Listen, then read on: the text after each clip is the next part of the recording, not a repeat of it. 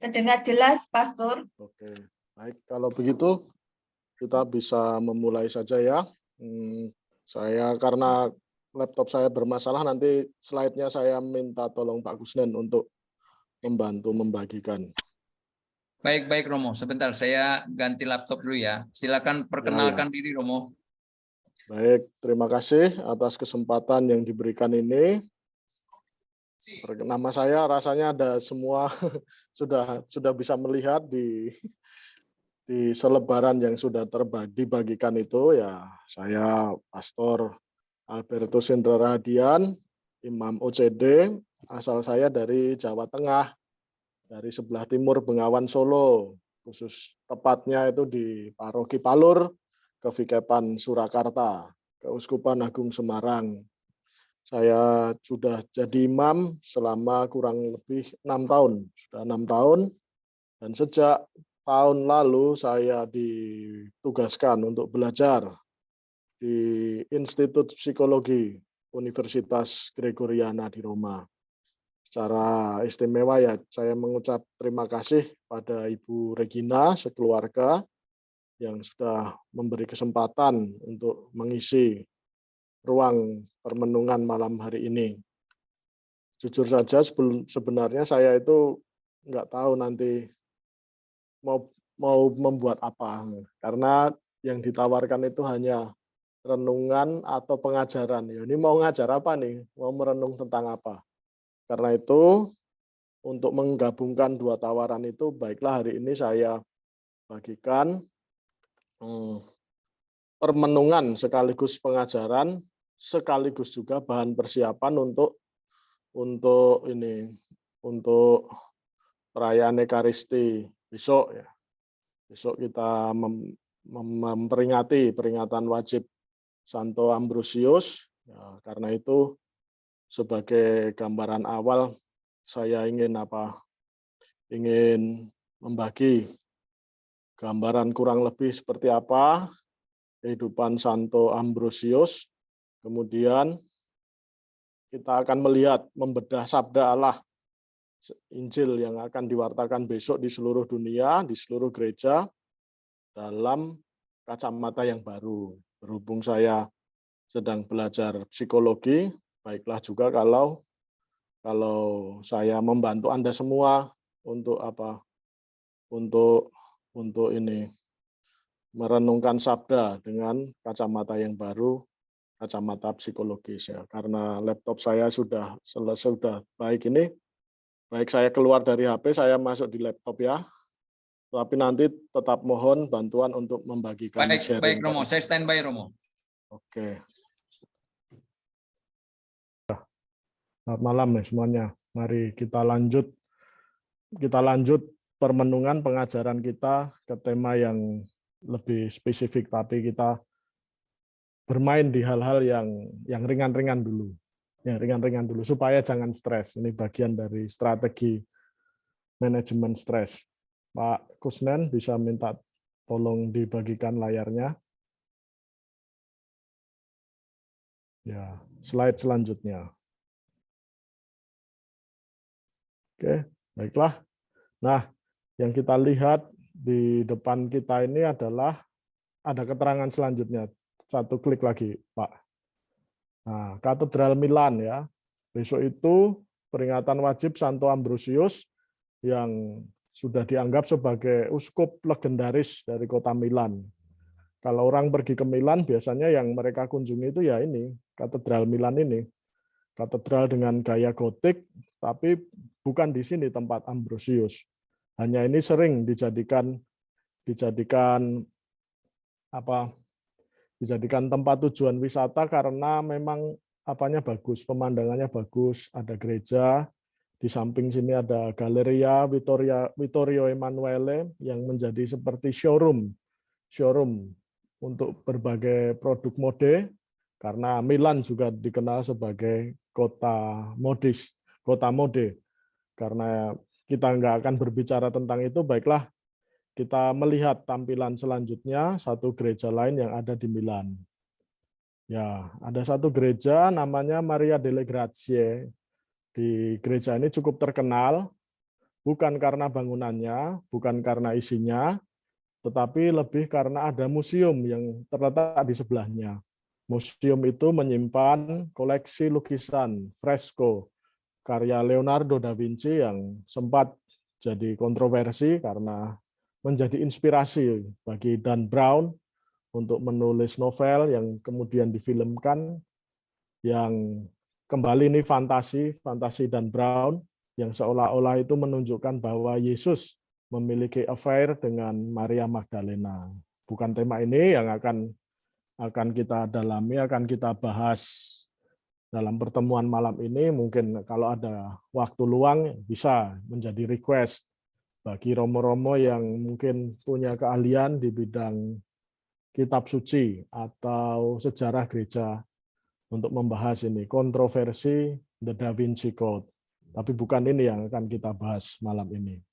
Mari kita melangkah ke gambar selanjutnya. Nah, ini ada satu gereja lagi di dekat Katedral Milan, ya. Jaraknya itu mungkin hanya 700 meter, tapi kurang dikunjungi. Padahal gereja ini menyimpan suatu kenangan yang luar biasa, ya. Namanya Gereja San Giorgio. Giorgio itu kalau dalam bahasa Inggris George, ya. Satu nama yang populer, tapi di Indonesia mungkin kurang populer. Padahal di tempat lain juga populer karena ada Paus Fransiskus pun namanya kan juga Giorgio, toh. Jorge itu kan Giorgio. Perdana Menteri Italia yang baru datang ke Bali beberapa waktu lalu juga namanya Giorgia. Nah, Gereja San Giorgio ini menjadi satu tempat yang penuh kenangan karena di dalamnya itu ada suatu prasasti yang mengingatkan kita pada suatu peristiwa luar biasa yang terjadi pada abad keempat. Coba dilanjutkan gambarnya. Nah, di dalam gereja San Giorgio itu ada kenangan tentang maklumat Milan. Maklumat Milan, dalam bahasa akademik namanya Edict Milan. Ini terjadi pada tahun 313 dan menjadi satu catatan istimewa bagi kita karena sejak tahun itu, pengikut Kristus itu bebas dari penganiayaan. Seperti yang mungkin kita tahu, ketika baru berkembang, para pengikut Kristus itu dianiaya di mana-mana. Masuk ke wilayah Kekaisaran Romawi, semakin dianiaya. Ada kerusuhan, ada pembunuhan, ada pengejaran, dipaksa untuk menyembah berhala, dirampas harta bendanya, harus sembunyi di sana-sini. Tetapi sejak tahun 313 melalui maklumat Milan, Konstantinus yang nanti memberikan banyak harta bendanya bagi gereja. Konstantinus ini anak dari Santa Helena, memberi kebebasan luar biasa untuk pengikut Kristus supaya mereka bisa beribadah secara damai. Jadi praktis sejak tahun itu gereja bebas dari penganiayaan. Dan gereja semakin berkembang dari sisi intelektual, seni, teknik, sejak masa itu. Sehingga tahun 313 itu memang sungguh dikenang, dan ya harus diakui bahwa peristiwa itu sebenarnya terjadi di kota Milan. Berawal dari Milan ada kebebasan beragama. Mari kita lihat slide selanjutnya, ya. Baik, kembali kita ke Ambrosius, ya, ke Basilika San Ambrogio, Basilika Ambrosius. Ini basilika gereja yang memang dibangun atas kehendak Ambrosius. Kemudian awalnya gereja ini didedikasikan untuk para martir awal di Milan. Namun kemudian setelah Ambrosius meninggal, dia juga meminta supaya jenazahnya dimakamkan di tempat itu. Sehingga Anda bisa lihat ini, yang memakai kasulah warna putih ini adalah Ambrosius. Sedangkan yang memakai dalmatik warna merah dengan daun palma ini adalah martir yang namanya Gervasius dan Protasius. Penelitian terakhir membuktikan bahwa jenazah ini sungguh-sungguh diyakini milik Ambrosius. Karena ya kita lihat beda dengan situasi di Roma pada masa Petrus dan Paulus masih hidup ya. Petrus dan Paulus itu hidup ketika gereja berada di dalam penganiayaan. Gereja berada dalam penganiayaan sehingga mereka itu sebenarnya meninggal dalam kerusuhan. Kuburannya tak bisa diidentifikasi, hanya ditebak, dikira-kira. Sedangkan Ambrosius ini meninggal ketika gereja berada dalam situasi damai. Dan penelitian terakhir menunjukkan bahwa jenazah ini adalah jenazah kerangka ini, minta maaf, adalah kerangka seorang yang berumur 60 tahun, sekitar 60 tahun, tingginya 170 cm, memiliki luka karena benturan keras di pundak sebelah kiri yang membuat dia mengalami kesulitan dalam bergerak. Dan kesulitan dalam gerak ini pun dibenarkan dalam surat Ambrosius kepada saudarinya. Sehingga sangat mungkin bahwa yang jenazahnya disimpan di gereja ini adalah sungguh-sungguh Santo Ambrosius. Mari kita melangkah ke slide berikutnya. Ya.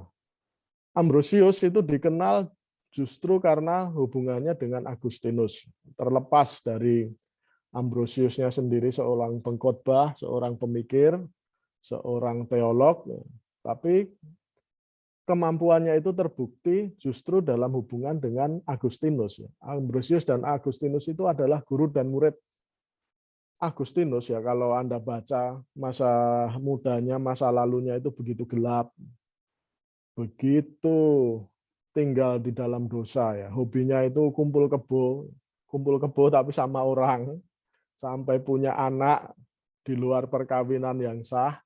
Dan anaknya itu diberi nama Adeodatus. Adeodatus ini kalau diterjemahkan lurus, artinya dari Allah diberikan.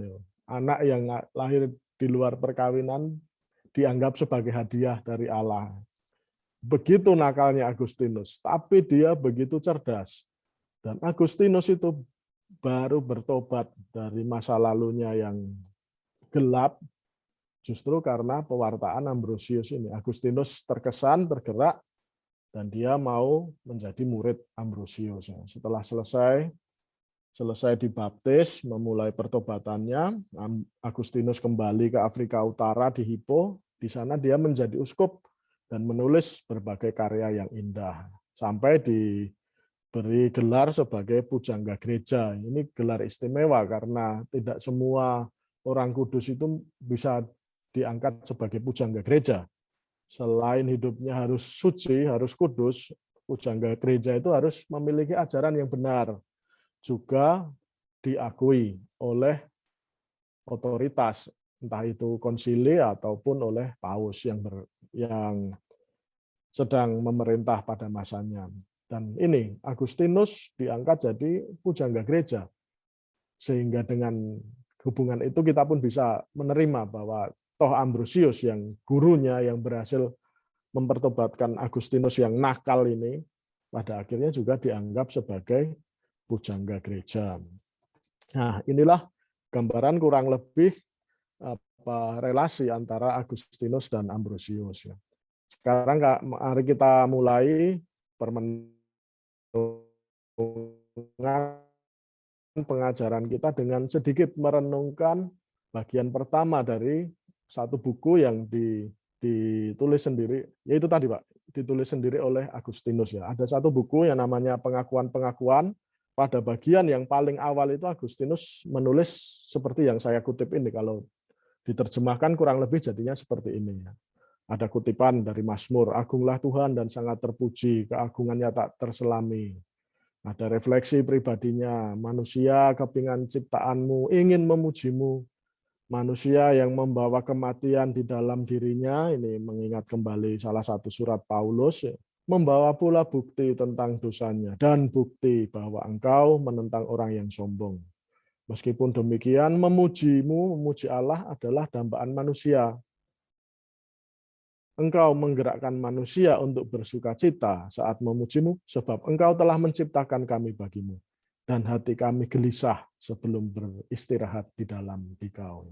Saya memberi garis bawah untuk ini. Hati kami gelisah sebelum beristirahat di dalam dikau, karena kurang lebih kutipan Injil yang akan diwartakan untuk besok itu berbicara tentang hal yang sama. Yesus berbicara seperti apa? Mari kita lihat di slide tampilan selanjutnya. Ini Injil untuk besok ya, untuk besok. Bisa Anda baca sendiri, bisa mungkin juga Anda sudah kenal, tapi saya hanya ingin menyoroti satu sisi yang tampaknya itu cukup aneh bagi kita ya. Yesus sendiri berkata, "Datanglah kepadaku kalian yang letih lesu dan berbeban berat, aku akan memberi kelegaan. Pikulah kuk yang kupasang dan belajarlah padaku." Bawahnya saya lewatin ya. Maka hatimu akan mendapat ketenangan. Loh, Yesus ini gimana sih? Mengundang orang yang capek, mengundang orang yang letih lesu, kok mereka itu malah, ya mereka yang dijanjikan kelegaan itu kok malah disuruh memikul sesuatu. Dan dari hasil pikulan mereka itu, kok mereka bisa dijanjikan ketenangan. Ketenangan seperti apa? Mungkin kalau sekilas kita melihat, membaca sabda ini ada kebingungan di situ. Tapi baiklah, supaya kita jangan bingung, kita masuk perlahan-lahan untuk memahami apa yang dimaksudkan oleh Tuhan di situ. Mari silahkan ke slide selanjutnya. Oke, kita lihat ke stres. Biar ditampilkan semuanya nggak apa-apa, Pak. Ya. Oke, stres ya. Marilah kepadaku kamu semua yang letih lesu dan berbeban berat ya. Itu gambaran orang yang stres. Yesus sendiri mengundang orang-orang yang stres. Dan stres itu sendiri kan sebenarnya bukan sesuatu yang luar biasa. Itu peristiwa normal. Kita semua pasti pernah mengalaminya. Secara negatif ya, stres itu dilihat sebagai suatu ketegangan. Ada tekanan, ada konflik batin di sana yang membuat saya jadi nggak nyaman, membuat saya jadi gelisah, membuat saya jadi cemas. Tapi secara positif, stres itu adalah salah satu situasi yang harus dialami oleh kita semua demi suatu penyesuaian diri. Kalau kita mengalami satu situasi yang sungguh baru, yang sebelumnya belum pernah kita kenal, pasti kita stres duluan di situ. Tapi itu perlu dialami, itu perlu diterima sebagai suatu bentuk persiapan menuju penyesuaian diri. Sehingga dalam hal ini, stres punya nilai positif. Nah, ada satu istilah dalam dunia ini psikologi itu, stres yang kronis, yang sudah mendalam, itu namanya burnout. Burnout itu rasanya seperti sudah habis-habisan, sudah tidak ada apa-apanya lagi. Capek, stres, pusing, yang tekanan batin luar biasa. Banyak orang berpikir bahwa burnout ini berawal dari faktor eksternal, yaitu beban pekerjaan yang begitu berat. Tapi sebenarnya ya nggak selalu seperti itu. Karena ada juga orang yang kerjanya berat. Ya. Anda lihat ini pemain bola Piala Dunia itu lari-lari 90 menit. Tapi kalau sudah menang, semuanya itu lewat, tidak ada stres lagi. Jadi faktor eksternal, beban kerja itu hanyalah salah satu faktor, bukan satu-satunya. Ada faktor lain yang mempengaruhi stres ini, yaitu faktor internal, ya, faktor kesiapan batin kita. Orang sekalipun tidak kerja berat, sekalipun pekerjaannya ringan hanya di balik meja, tapi kalau diperlakukan secara tidak adil, pasti juga merasa stres. Nah, sehingga dua hal ini bermain di dalam gejolak batin kita. Karena itu mari kita lihat slide selanjutnya. Kira-kira apa sih yang terjadi dalam gejolak batin kita yang membuat kita merasa cemas, merasa stres ini tadi. Nah, itu dulu Pak. Oke. Nah, sumbernya itu sebenarnya ada dua hal, ekspektasi dan performance. Antara sesuatu yang kita inginkan, kita harapkan, dan sesuatu yang kita tampilkan. Antara harapan dan kenyataan. Kalau harapannya gede banget, tapi kenyataannya kecil banget, pasti ada gejolak batin di situ. Pasti ada stres di situ. Kesenjangan di sana antara keduanya menciptakan sungguh-sungguh kegelisahan. Ya bayangkan aja, cita-citanya mau jadi gajah, jadinya hanya seperti semut, pasti cemas. Tapi coba kalau dibalik, cita-citanya itu enggak usah besar-besar. Cita-cita saya itu cukup jadi orang yang menengah saja. Ketika berhasil jadi orang yang lebih dari yang diharapkan, ada sukacita di depannya. Hanya kembali lagi ya, di depan suatu kecemasan, di depan suatu gejolak batin antara yang kita inginkan dan yang kita alami, pilihannya hanya dua kok. Fight or flight. Mau dihadapi atau mau lari dari kenyataan, ya terserah Anda. Hanya mari kita lihat sedikit. Sekarang kan sedang heboh-hebohnya yaitu istilah nih healing nih. Orang-orang bilang healing dulu jalan-jalan ke sana, healing dulu. Kumpul-kumpul sama teman, healing dulu. Nah, healing dari apa? Saya sendiri termasuk orang yang cenderung kritis terhadap istilah ini. Healing itu enggak perlu. Healing itu artinya penyembuhan. Kalau orang mau sembuh, berarti dia harus sakit. Nah, mana ada orang sakit jalan-jalan? Mana ada orang sakit kumpul-kumpul? Orang sakit itu ya minum obat, istirahat, tidur, atau dirawat di rumah sakit.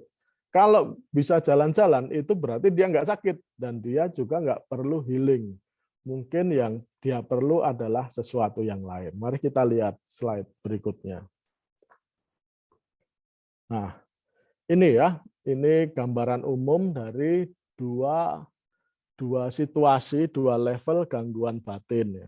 Yang satu psikosis, yang satu neurosis. Psikosis ini gangguan batin yang diikuti dengan ini hal-hal yang membuat orang kehilangan kontak dengan kenyataan. Ada halusinasi. Halusinasi itu persepsi palsu, artinya nggak ada stimulus, tapi dia merasakan ada sesuatu. Nggak ada apa-apa, kok tahu-tahu cium bau menyan, nggak ada apa-apa, kok tahu-tahu lihat sesuatu. Itu membuat dia kehilangan kontak dan dia nggak bisa menilai kesadaran nggak bisa menilai kenyataan secara sadar. Ada delusi. Delusi itu keyakinan palsu. Wah, saya ini lewat gini, kok di sebelah ada dua orang sedang ngomong-ngomong ya. Wah, itu mereka itu pasti ngomongin saya. Atau keyakinan bahwa mereka yang ngomong-ngomong itu pasti jatuh cinta sama saya. Ini palsu. Ini tanda-tanda gangguan batin yang berat, dan orang-orang seperti ini yang sebenarnya perlu healing. Tapi ini adalah level medis, ya. Dia hanya dokter spesialis kejiwaan yang bisa mengatasi mereka. Apakah bisa sembuh atau enggak, ya itu saya bukan kompetensi saya untuk mengatakannya, tapi ya saya hanya katakan bahwa mereka ini yang perlu healing, bukan orang yang masih bisa beraktivitas secara sadar itu yang perlu, enggak. Sedangkan level yang satu ada tekanan batin, tapi kontak dengan kenyataan itu masih ada, masih sadar, itu namanya level neurosis, dan itu enggak perlu healing sebenarnya. Cukup strategi lain yang namanya coping. Coping itu melawan sesuatu yang berat, berurusan dengan hal sulit untuk bisa lolos dari sana. Nah, itu gambaran umum. Jadi kalau kita lihat ini, sebenarnya Yesus itu mengundang mereka yang berada di level ini tadi, neurosis. Kita semua itu sangat punya kemungkinan untuk tiba atau untuk jatuh di level neurosis ini. Coba Anda lihat, kalau ada orang yang kehilangan keluarganya, pasti ada sedih, pasti ada murung, ada duka cita, tapi itu kan hanya sementara. Setelah itunya lewat, nanti bisa sembuh sendiri. Ketika sedang berduka, mungkin jadi orang yang cepat tersinggung, dulunya pendiam, mungkin jadi orang yang cerewet, tapi itu sementara. Pada saatnya dia bisa lewat lagi. Itulah yang namanya coping, karena kita masih berada dalam keadaan sadar. Kontak dan penilaian terhadap realitas itu masih jalan. Inilah kita, inilah orang-orang yang diundang untuk tadi memikul kuk bersama Yesus. Nah, sekarang mari kita lihat ke tampilan selanjutnya. Tampilan selanjutnya ya, kuk ya. Sekarang kita lihat Yesus itu bilang kuk. Kuk itu sebenarnya apa ya? Kuk itu ya lihat aja ini. Kita kumpul kebo sedikit nih. Lihat aja nih. Ada satu kayu yang dihubungkan di leher kerbau ya. Ini teknologi penggerak zaman dulu, penggerak sederhana, sebelum ada traktor. Bilah yang diletakkan di tengkuk hewan supaya dihubungkan dengan alat yang bergerak untuk membaca. Inilah yang namanya kuk. Nah, dan katanya untuk bisa berfungsi dengan baik itu ada strateginya. Coba lihat satu klik lagi. Satu klik strategi menggunakan kuk itu ini. Nah, duet antara guru dan muridnya. Katanya supaya dua binatang ini bisa bekerja dengan baik, kualitas keduanya itu harus berbeda. Yang satu harus lebih, yang satu harus kurang. Entah itu lebih tua, entah itu lebih kuat, atau entah itu lebih cerdas. Bayangkan saja kalau dua-duanya ini sama-sama cerdas, ya pasti satu lari ke kanan, satu lari ke kiri, akhirnya nggak jadi apa-apa. Bayangkan juga kalau dua-duanya ini sama-sama lemah, mungkin tidak ada yang bisa bergerak. Tapi kalau satu lebih kuat, atau lebih tua, atau lebih cerdas, dan yang di bawahnya itu kurang, pasti yang kuat ini yang mengarahkan. Cukup yang lemah ini bergerak saja, nanti yang kuat inilah yang akan membantu mengarahkan. Itulah yang dimaksud oleh Yesus. Pikulah kuk yang kupasang, sekalipun kamu letih lesu berbeban berat, sekalipun kamu lemah, pikulah kuk yang kupasang. Bekerja bersama aku. Nanti kamu cukup bergerak dan saya yang mengarahkan. Itulah yang dimaksud oleh Yesus. Mari kita lihat selanjutnya. Slide selanjutnya ya. Nah, kuk ini juga gambaran strategi coping kita ya dalam memikul salib, memikul penderitaan hidup yang membawa kepada kemuliaan Tuhan. Pikul bersama Tuhan. Setiap orang pengikut Kristus itu kan harus punya ini, usaha memikul salib. Yesus sendiri sudah bilang, barang siapa mau mengikuti aku harus memikul salibnya. Tapi ya, memikul salib itu bersama Tuhan. Bukan sekedar memikul salib sendiri. Memikul bersama Tuhan itu jauh lebih ringan daripada kita memikul salib kita sendiri. Dan memikul salib bersama Tuhan itu juga punya makna rohani. Karena kita membantu meringankan beban. Meringankan beban yang seharusnya menjadi beban Tuhan sendiri. Ada kepuasan batin di sana. Itulah yang dimaksud oleh Yesus. Pikulah kuk yang kupasang dan kamu akan memperoleh ketenangan. Ini secara psikologis ada benarnya juga. Mari kita lihat slide selanjutnya. Nah, ada satu psikolog namanya Henry Murray. Murray ini menggambarkan menyampaikan ya bahwa manusia itu memiliki berbagai kebutuhan. Dan kebutuhan itu salah satunya namanya counter action. Counter action ini kalau dalam sepak bola itu ya mirip counter attack, mirip serangan balik. Pertahanan terbaik adalah menyerang. Counter action ini artinya ketika orang mengalami suatu kesulitan, dia punya kebutuhan untuk berusaha mengatasi sekuat tenaga, membebaskan diri dari situasi-situasi yang membuatnya stres sampai dia bisa berhasil. Ini konsep yang sangat bagus yang disampaikan oleh Henry Murray yang sebenarnya juga seperti tadi yang dikatakan oleh Yesus. Kamu capek, oke. Ketika capek cenderung untuk loyo-loyo. Waduh, jangan. Harus dilawan itu semua. Pikulah kuk yang kupasang, belajarlah daripadaku, maka kamu akan memperoleh kelegaan. Ini counter action.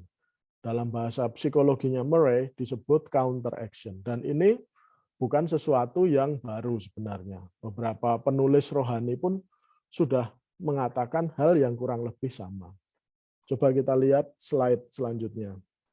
Nah, Santo Ignatius dari Loyola, pendiri Serikat Yesus, menyampaikan satu gagasan yang namanya agere contra. Agere contra itu artinya bertindak melawan. Nah, definisinya kurang lebih ada di sini, saya kutip dari Latihan Rohani. Tapi intinya begini, kalau ada satu hal yang membuat kita lemah, maka hal yang berlawanan dengannya akan membuat kita jadi lebih kuat. Nah, saya gambarkan begini ya, ketika kita sedang mengalami stres, ya, cenderung kan kita menarik diri, cenderung kita pasif. Tapi saat kita berani melawan itu, melawan dorongan untuk menarik diri, untuk bersikap pasif, pada saat itulah sebenarnya kita kuat. Saya sharing pengalaman satu teman ya, teman itu dia itu dulu punya keinginan untuk berhasil dalam studi. Dan untuk berhasil ya dia harus membaca. Tapi dia itu lemah.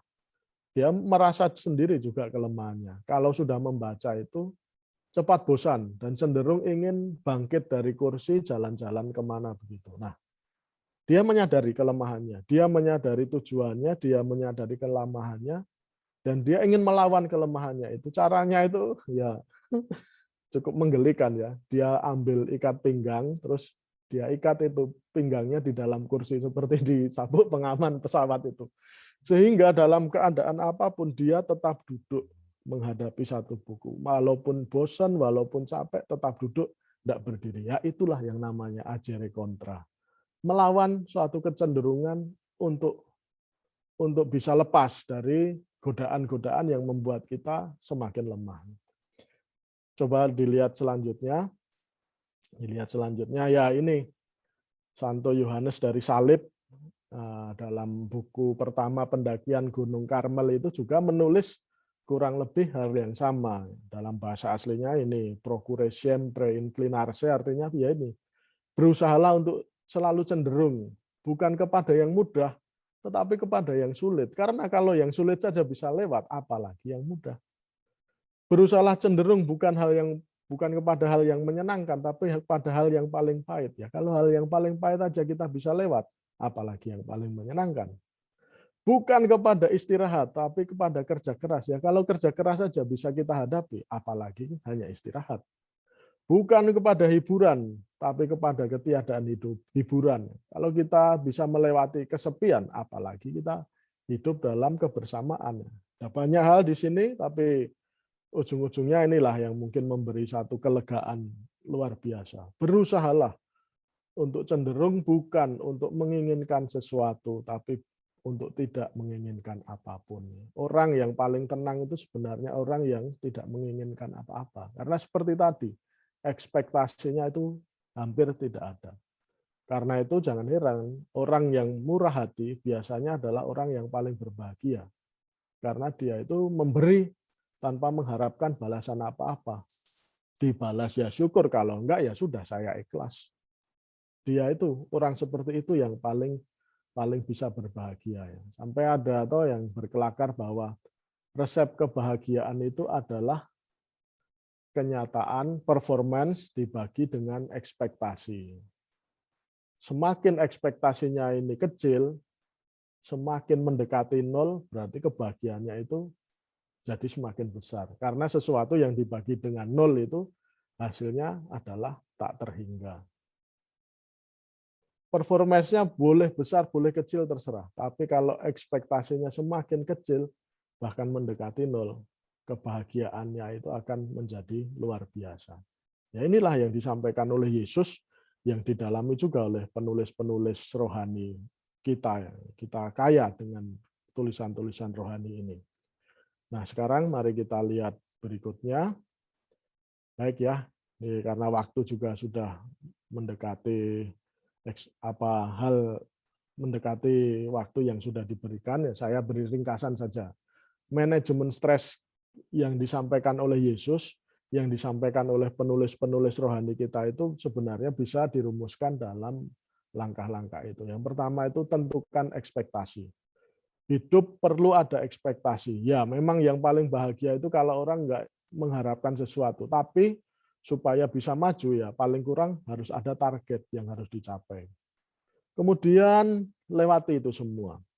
Lewati semua proses, alami stres, terima pengalaman stres dengan lapang dada dan lakukan evaluasi apakah ekspektasi saya ini sudah sesuai dengan performance.